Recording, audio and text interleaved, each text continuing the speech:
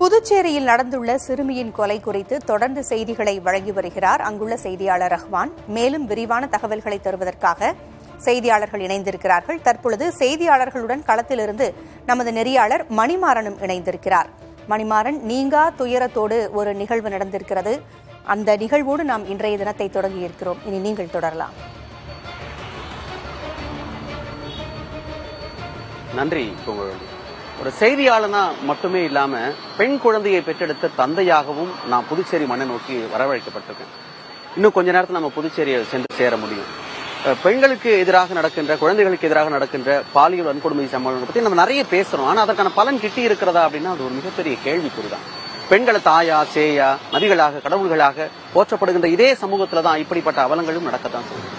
பெண் குழந்தையை பெற்றெடுத்து எனக்கு மட்டும் இந்த வேதனை கிடையாது, மனிதமுள்ள அத்தனை பேரின் மனங்களையும் காயப்படுத்தக்கூடிய ஒரு சம்பவம் இந்த ஒரு சம்பவம். அதனால்தான் ஊரே திரண்டு போராட்டம் பண்ணது. மிகப்பெரிய அளவுக்கு பேச்சுவார்த்தை நடத்தி அதன் பிறகு அந்த சிறுமியின் உடலை பெற்றோர் பெற்றுக்கொண்டார்கள். எப்படிப்பட்ட மன வேதனை அவங்களுக்கு இருக்கும் அப்படின்றது எல்லாருமே புரிஞ்சுக்க வேண்டிய அவசியம் இருக்கு. இந்த சம்பவம் குறித்தும் இப்ப நம்ம விளக்கமா பார்க்க போறோம்.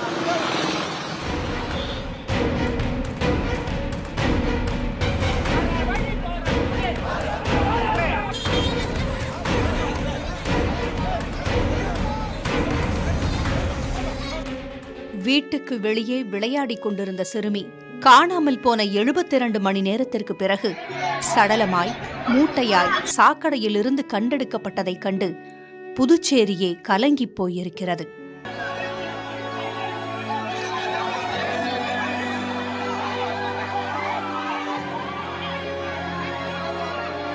அடுத்த டைம் எந்த இதுவும் பண்ண மாட்டாங்க. அது என்ன மாரி ஒரு பொண்ணு பெற்றவங்களுக்கோ அதெல்லாம் ஒரு கடினமான இது. அது அவனால் தாங்க முடியல. அவனும் என் நண்பன் தான், கூட நானும் டிரைவரு. அது அவ்வளோ எவ்வளோ கஷ்டப்பட்டுருக்கான்னு எனக்கு தெரியும் கூட பார்க்கும்போது. அந்த மாரி இந்த மாரி பாண்டிச்சேரியில் யாருக்கும் நடக்கவே கூடாது. வாய்க்காலில் இருந்து மீட்கப்பட்ட சிறுமியின் உடலுக்கு உடற்கூறாய்வு நடத்தப்பட்டது.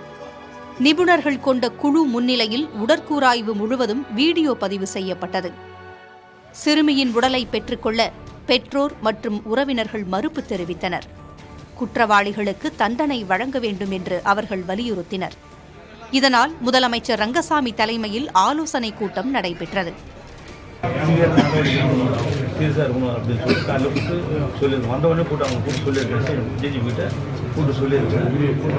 தொடர்ந்து புதிய தலைமுறைக்கு பேட்டியளித்த புதுச்சேரி உள்துறை அமைச்சர் நமச்சிவாயம் சிறுமியின் குடும்பத்திற்கு 20 லட்சம் ரூபாய் நிவாரண உதவியை அரசு அறிவித்திருப்பதாக தெரிவித்தார். இப்போ தொடர்ந்து அந்த பகுதியில் இருக்கின்ற அந்த காவல் அதிகாரியுடைய செயல்பாடுகளை பற்றி பொதுமக்கள் குறை சொல்லி இருக்கிறதா சொல்றாங்க. அது உரிய விசாரணைக்கு பிறகு அந்த காவல்துறை அதிகாரி மீது உரிய நடவடிக்கை இந்த அரசாங்கம் எடுக்கும். இப்போ அவங்களுக்கு இழப்பீடு நிவாரணம் என்ன வழங்கப்பட்டிருக்கு? நிவாரணத்தை பொறுத்தவரைக்கும் மாண்புமிகு முதலமைச்சர் அவர்கள் அந்த பகுதியினுடைய அவருடைய பெற்றோர், சமூக அமைப்புகள், சட்டமன்ற உறுப்பினர்கள், பல்வேறு அரசியல் கட்சி தலைவர்கள்லாம் ஒருங்கிணைந்து முதலமைச்சரை சந்தித்து அவர்கள் கோரிக்கை வைத்திருக்கின்றார்கள்.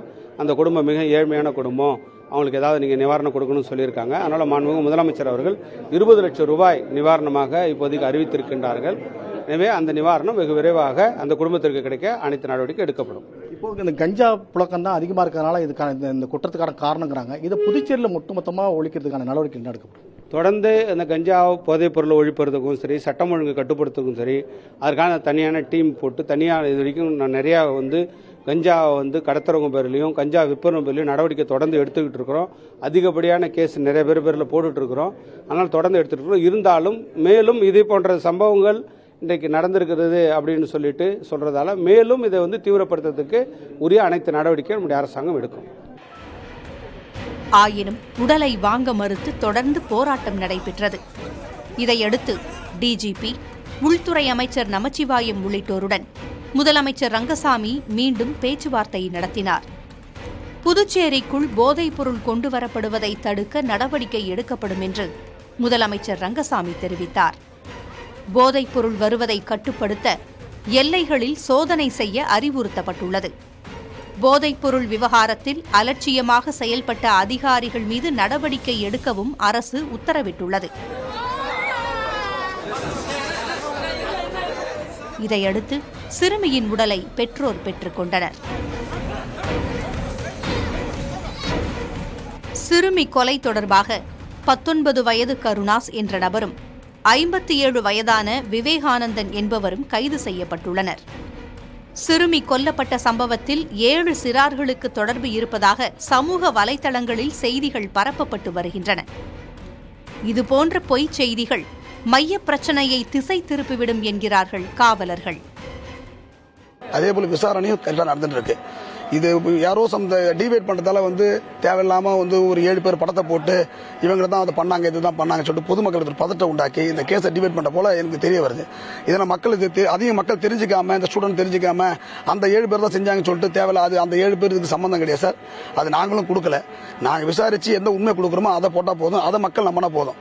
ஏன்னா இது ரொம்ப சென்சிட்டிவ் கேஸ். சும்மா விளையாட்டுத்தனமா போது நம்ம 7 பேர் 5 பேர்லாம் சொல்ல முடியாது சார். அதை மட்டும் மக்கள் புரிஞ்சுக்கணும்.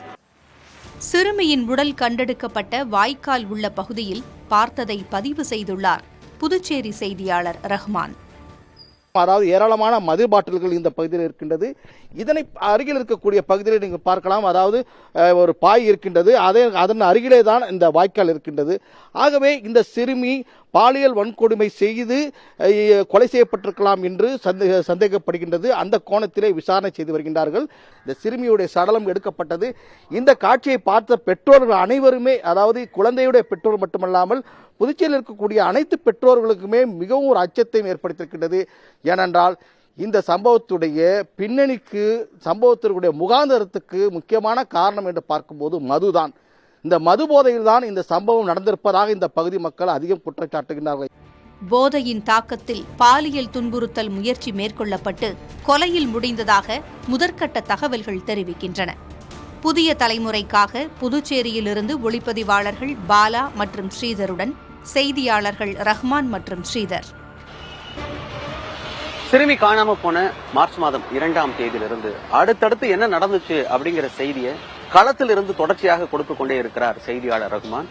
அவர்கிட்ட நம்ம பேச போறோம். அடுத்ததாக இன்று நடைபெற்ற உடற்கூறாய்வு குறித்த தகவலையும் சேகரித்து வைத்திருக்கிறார் செய்தியாளர் ஸ்ரீதர். முதல்ல ரஹ்மான் பேசலாம். ரஹ்மான், என்னென்ன உறுதிகளை கொடுத்த பிறகு சிறுமியின் உடலை வாங்குவதற்கு பெற்றோர் சம்மதித்தாங்க? இறுதிச் சடங்குகள் குறித்த தகவல் இருக்கா?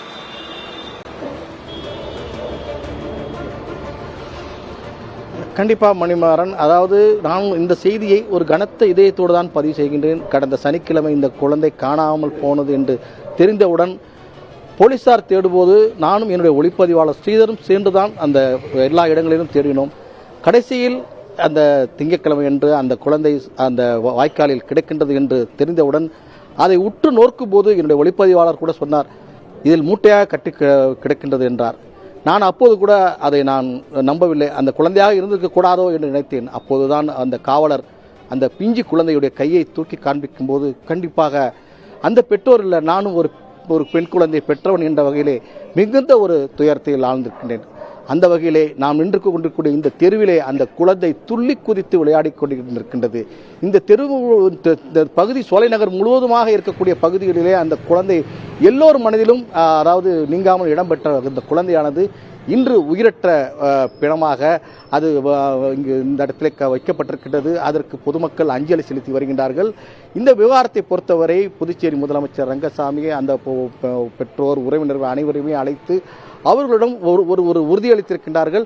அதாவது அவர்களுக்கான அந்த குற்றவாளிகளுக்கு உரிய தண்டனை வழங்கப்படும் என்று தெரிவித்திருக்கின்றார்கள். மேலும் நிவாரணம் வழங்கப்படும் என்று உறுதியளித்திருக்கின்றார்கள். அதனைத் தொடர்ந்துதான் அவர்கள் பெற்றோர்கள் அந்த தங்களுடைய குழந்தையை கொண்டு வந்து இங்கு அஞ்சலிக்காக வைத்திருக்கின்றார்கள். மணிமாறன்,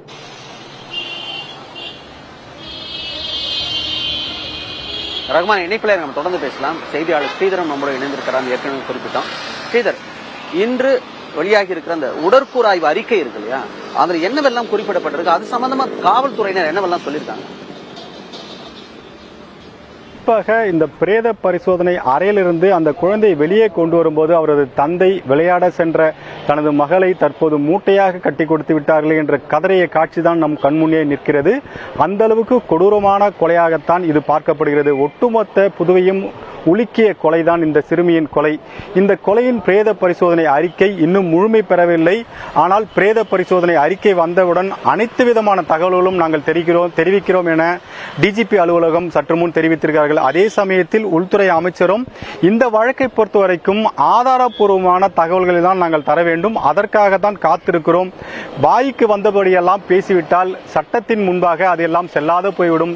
எனவே ஆதாரங்களுடன் தான் எதையுமே பேச வேண்டும். குறிப்பாக 2 குற்றவாளிகளை கைது செய்திருக்கிறோம் என்று மட்டுமே குறிப்பிட்டிருக்கிறார். அவர்கள் பெயரை கூட குறிப்பிடவில்லை. காரணம், அவர்கள் பெயரை தெரிவித்துவிட்டால் மற்ற குற்றவாளிகள் தப்பிவிடுவார்கள் என்ற ஒரு காரணத்திற்காக இந்த குற்றவாளியின் பெயரை கூட டிஜிபியோ சம்பந்தப்பட்ட உள்துறை அமைச்சரோ தெரிவிக்கவில்லை. சற்று முன் அவர் செய்தியாளர் சந்திப்பில் 2 குற்றவாளிகள் என்றுமே தெரிவித்திருக்கிறார். இந்த குற்றவாளிகள் என்று தெரிவதற்கான காரணம் என்னவென்றால், மற்ற குற்றவாளிகள் தப்பிக்க விடக்கூடாது. அதே சமயத்தில் இந்த குழந்தையின் உடல் பிரேத பரிசோதனை செய்யப்பட்டாலும் அந்த விசா ரிப்போர்ட் என்று சொல்லப்படுவது குறைந்தபட்சம் 40 2 மாதம் கூட ஆகும். 40 நாட்களிலிருந்து 2 மாதம் கூட ஆகும். எனவே முழுமையான தகவல் வரவில்லை. ஆனால் சம்பந்தப்பட்டவர்கள் மீது நாங்கள் கடுமையான நடவடிக்கை எடுப்பதற்காக அனைத்து விதமான நடவடிக்கை மேற்கொள்கிறோம். அதே சமயத்தில் ஒரு சீனியர் எஸ்பி தலைமையில் தனிப்படை அமைக்கப்பட்டிருக்கிறது. காரணம், இந்த சிறுமியின் கொலையில் யாருக்கெல்லாம் சம்பந்தம் இருக்கிறதோ அவர்கள் ஒருவர் கூட தப்பிவிடக்கூடாது என்ற ஒரு தகவலை தெரிவித்திருக்கிறார். அதே சமயத்தில் இந்த பிரேத பரிசோதனை அறிக்கை என்பது முழுமை பெறுவதற்கு பல மணி நேரம் ஆகலாம், பல நாட்கள் கூட ஆகலாம். எனவே தற்போது வரை இந்த சிறுமி எப்படி கொல்லப்பட்டார் என்று மட்டும் முதல்கட்ட தகவலை தெரிவித்திருக்கிறார்கள். அதற்கு 2 பேர் கட்டாயமாக காரணமாக இருக்கலாம் என்று சொல்லப்படுகிறது. விரைவில் முழுமையான ஆதாரங்களுடன் இந்த உடல்கூறு ஆய்வு பிரேத பரிசோதனை ஆய்வு வந்த பிறகு முழுமையான தகவலை தெரிவிக்கிறோம். ஆனால் இதை அரசியலாக்க வேண்டாம். அரசு நிச்சயமாக பொதுமக்களையும் இதுபோல் குழந்தைகளும் பாதுகாப்பதற்காகத்தான் இருக்கிறது. அனைத்து மக்களும் தங்களுடன் இருக்க வேண்டும். காரணம், இதுபோல் சமயத்தில் திசை திருப்பிவிட்டால் குற்றவாளிகள் தப்பிவிடுவார்கள் என்ற ஒரு தகவலை உள்துறை அமைச்சர் நமச்சிவாயம் நம் மூலமாக தெரிவித்திருக்கிறார். புதுவையை பொறுத்தவரைக்கும் இதுபோல் போதைப் பொருள் யாரேனும் வைத்திருந்தால் அவர்கள் மீது கடுமையான நடவடிக்கை எடுக்கப்படுகிறது. காவல்துறை முழு கண்காணிப்பில் இருப்பதாகவும் அவர் தகவலாக உள்ளது.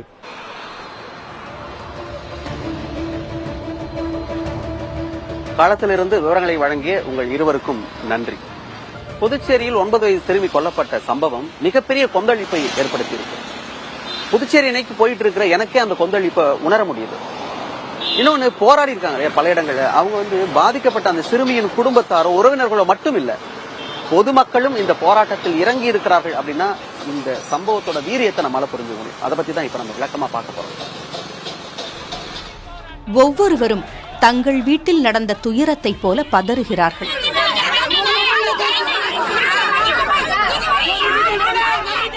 நடந்த கொடூரத்தை யாராலும் ஜீரணித்துக் கொள்ள முடியவில்லை.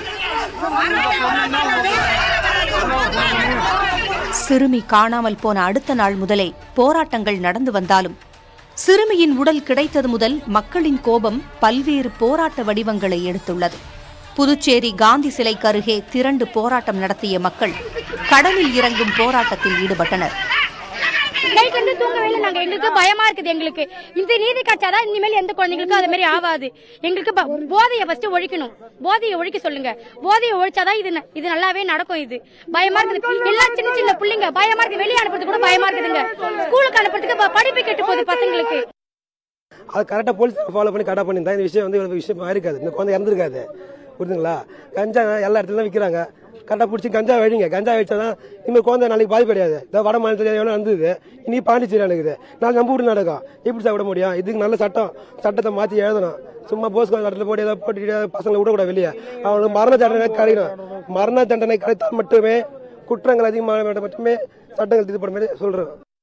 மரண தண்டனையா இருக்கணும். இங்க கொடுக்குற இந்த தண்டனையை பார்த்துட்டு இதுக்கப்புறமேட்டு தப்பு செய்யணும்னு நினைக்கிறவன் கனவுல கூட அந்த மாதிரி செய்யக்கூடாதுன்னு ஒரு பெரிய அவனுக்கு ஒரு பயம் வரணும், மரண பயம் வரணும். அதுக்கு மரண தண்டனை கண்டிப்பா கொடுத்தே ஆகணும். ஐயா, கஞ்சா போதைதான் இது போன்ற குற்றங்களுக்கு காரணம் என்று கூறும் மக்கள் இதற்கு ஒரு தீர்வு காணப்படாத வரை குற்றங்களுக்கு முடிவு கட்ட முடியாது என்கிறார்கள்.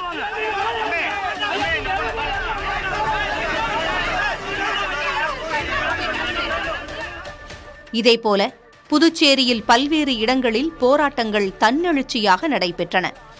கிழக்கு கடற்கரை சாலையில் உள்ள கருவடிக்குப்பம் பகுதியில் போராட்டம் நடத்தியவர்கள் காவல்துறையுடன் மோதலில் ஈடுபட்டனர். அவர்கள் மீது காவல்துறையினர் தடியடி நடத்தினர்.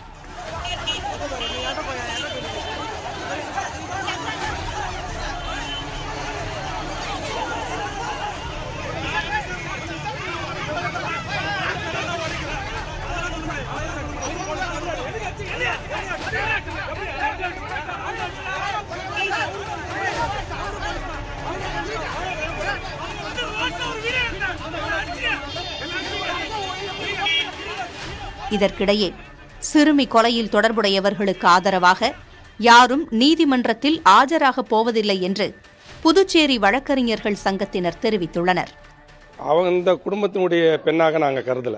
ஒவ்வொரு புதுவை மண்ணை சேர்ந்த ஒவ்வொரு குடும்பத்தினுடைய பெண்ணாக தான் அதை பார்க்குறோம். இந்த கொடுஞ்செயலை பாண்டிச்சேரி வழக்கறிஞர்கள் வன்மையாக கண்டிப்பதோடு மட்டும் இல்லாமல் அந்த குற்றவாளிக்கு வழக்கறிஞர் சங்கத்தின் சார்பாக புதுவை பணிபுரிகின்ற எந்த வழக்கறிஞரும் நிச்சயமாக ஆஜராக மாட்டோம். அந்த குற்றவாளிக்கு கடுமையான தண்டனை வாங்கி கொடுப்பதற்காக நாங்கள் எப்போதும் சட்டத்தின் பக்கம் துணை நிற்போம். கொல்லப்பட்ட 9 வயது சிறுமிக்கு நீதி கிடைக்க வேண்டும் என்றும் மீண்டும் இதுபோன்ற சம்பவம் நடக்காமல் இருப்பதை உறுதி செய்ய வேண்டும் என்றும் புதுச்சேரி மக்கள் வலியுறுத்துகிறார்கள். புதிய தலைமுறைக்காக ஒளிப்பதிவாளர் ஸ்ரீதருடன் செய்தியாளர் ரஹ்மான்.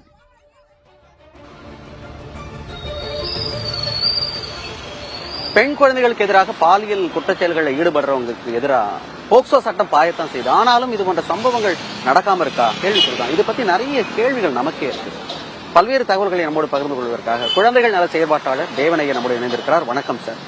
இந்த போக்சோ சட்டத்தின் கீழே எடுக்கப்படுகின்ற நடவடிக்கைகள் போதுமானதாக, ஒரு வலுவானதாக இருக்கிறதா?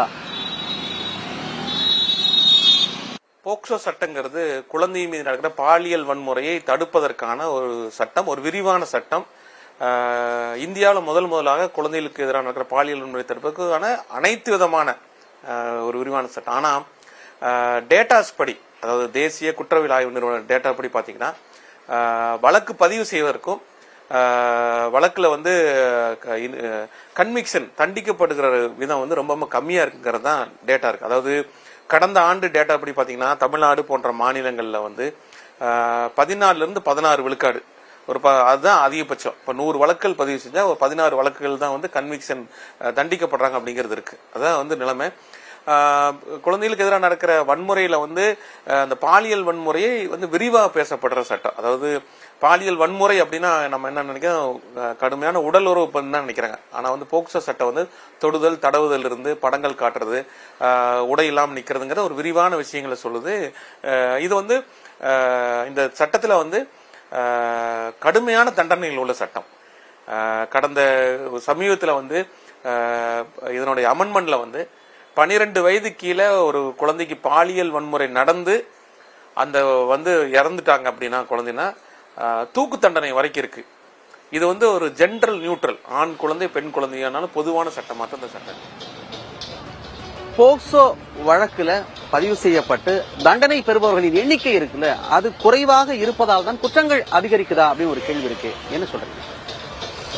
குறிப்பாக நம்மை போன்ற இந்திய சமூகத்துல ஒரு பெண் குழந்தைக்கு பாலியல் வன்முறை நடந்திருக்கு அப்படின்னு சொல்லி வீட்டை விட்டு வெளியேறி இந்த சமூக கட்டமைப்புகளை உடைத்து காவல் நிலையத்தில் வழக்கு பதிவு செய்யப்பட்டதான் நம்ம டேட்டாவா NCRBல வருது. அப்படின்னு பார்த்தா காவல் நிலையத்துக்கு வழக்கு பதிவு செய்யப்படாத எத்தனை மடங்குகள் இருக்கோ, எத்தனை மடங்குகள் தெரியாது. அப்போ இதோட எண்ணிக்கை அதிகம் தான். ஆனா சொல்லப்படுகிறது ரொம்ப குறைவு தான். ஆனா தமிழ்நாடு போன்ற மாநிலங்கள்ல குழந்தைகளுக்கான எதிரான இருக்கிற பாலியல் வன்முறை வழக்குகள் பதிவாயிருக்கு அப்படிங்கிறது ஒரு பாசிட்டிவான விஷயமா பாக்குறேன்னா, என்னோட வீட்டை தாண்டி என்ன என்னோட குழந்தைக்கு ஏற்பட்டிருக்கு, மித்த குழந்தைக்கு ஏற்படக்கூடாது அப்படின்னு சொல்லி காவல் நிலையத்துல வழக்கு பதிவு செஞ்சிருக்காங்க அப்படிங்கிறது ஒரு பாசிட்டிவான விஷயம்.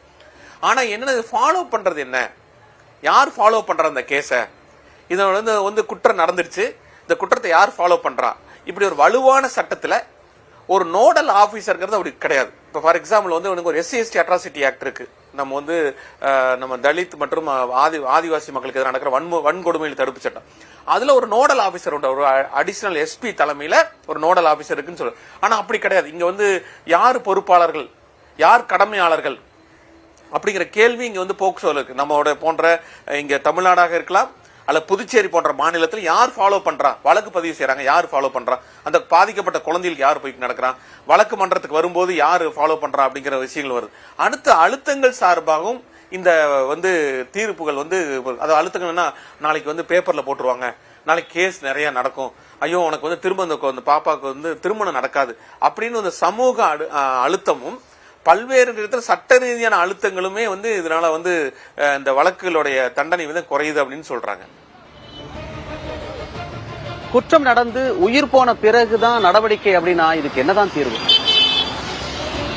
வருத்தத்துக்குரிய விஷயம், உலகத்தில் எளிதில் நாசமாக்கப்படும் சூறையாடப்படும் பட்டியலில் முதல் இடத்தில் இருப்போர் குழந்தைகள் சொல்றாங்க. இந்த குழந்தைகளுக்கு எதிராக நடக்கிற வன்முறை வடிவம்ங்கிறது வந்து நாளுக்கு நாள் அதிகரித்திருக்கு. குழந்தைகளுக்கு எதிராக நடக்கிற வன்முறைக்கான விஷயத்துல வந்து நம்ம இந்த காம்ப்ரமைஸ் பண்ணக்கூடாது அப்படிங்கறது உலகளாவே இருக்கு. ஆனா இன்னைக்கு துரதிர்ஷ்டவசமான விஷயம், இன்னைக்கு இருக்கிற சட்ட அமைப்புகளும் குழந்தைகளுக்கான பாதுகாப்பு அமைப்புகளும் குழந்தைகளுக்கான பாதுகாப்பு செயல்பாடும் இந்த சமூக அமைப்பும் இந்த அரசியல் கட்டுப்பாடும் ஒரு குழந்தைக்கு ஏதாவது ஒரு பாலியல் வன்முறை நடந்துருச்சுன்னா தான் போய் பார்க்கிற நபர்களாக இருக்கிறாங்க. ஒரு வருத்தமான ஒரு நானும் ஒரு குற்றம் செய்த நபரா தான் ஒரு அச்ச உணர்வோடு தான் பேசுறேன் நான். ஒரு பஸ்ல இருந்து ஒரு குழந்தை விழுந்துருச்சுன்னா போய் பஸ்ஸை போய் பாக்குறது, ஒரு பாலியல் வன்முறை நடந்துச்சுன்னா போய் பாக்குறது. உங்களோட வேலை, என்னோட வேலை, ஒரு குழந்தைக்கு பாலியல் வன்முறை நடந்து போஸ்ட்மார்ட்டம் பண்றதா நம்மளோட வேலை. நடக்காமல் இருக்கிறதுக்கான வேலைகள் என்ன? என்னோட ஊர் ஒரு குழந்தைக்கு பாதுகாப்பா இருக்கா? என்னோட தெரு பாதுகாப்பா இருக்கா? நான் படிக்கிற பள்ளிக்கூடம் பாதுகாப்பா இருக்கா? இல்ல என்னோட பஞ்சாயத்து இருக்கா? என்னோட மாவட்டம் இருக்கா? மாநிலம் இருக்கா? அப்படின்னா இல்லைங்கிறது ஒரு அவமானகரமான விஷயம். அப்போ எங்கேயோ ஒரு குழந்தைக்கு நடந்திருக்கு அப்படின்னு பாக்குறத விட என்னோட குழந்தைக்கு பாதுகாப்பு இல்ல, என்னோட வீட்டுல இருக்கிற குழந்தைக்கு பாதுகாப்பு இல்ல, என்னோட தெருவில் இருக்கிற குழந்தைக்கு பாதுகாப்பு இல்ல அப்படின்னா என்ன யார் பாக்குறது? எவ்வளவு பெரிய ஒரு நீங்க வந்து இது ஒரு நெக்லிஜென்ஸ், இது பியூர்லி இது வந்து நம்ம வந்து ஏற்றுக்கொள்ள முடியாத ஒரு வன்முறை இது. அப்ப 4 நாளைக்கு முன்னாடியே நீங்க சேஸ் பண்ணிருந்தீங்கன்னா அந்த குற்றவாளி கண்டுபிடிச்சிருக்கலாமே.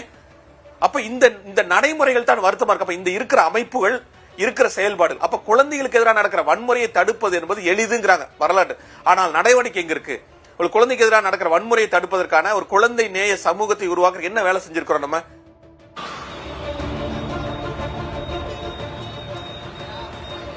நேரத்தை ஒதுக்கி பல்வேறு தகவல்களை பகிர்ந்து கொண்டமைக்கு நன்றி சார்.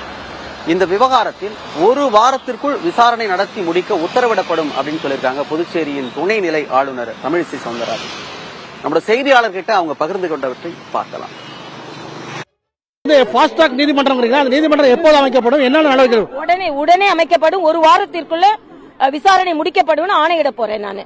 உடனே போய் முதலமைச்சருக்கு ஒரு கடிதம் எழுதணும், முதலமைச்சருக்கு தொடர்பு கொண்டு உடனே அரசாங்கம் தான் அமைக்கணும். அதுல நான் அதுக்கு ஆர்டர் போடலாம், உடனே போடப்படும்.